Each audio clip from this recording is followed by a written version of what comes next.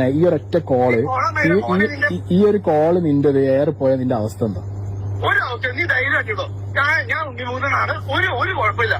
നിന്നെ പോലെ ഒരുത്തന്നെ ഞാൻ നേരിട്ട് നിനക്ക് കാണാൻ വരും. നീ മാക്സിമം ചെയ്യാൻ പോകുന്ന നീ ഓൺലൈനിൽ ഇടും, അതല്ലേ? എടാ, ഓൺലൈനിൽ ഇട്ട് കഴിഞ്ഞാലും ഈ നാട്ടിലുള്ളവരെന്ത് ചെയ്യും?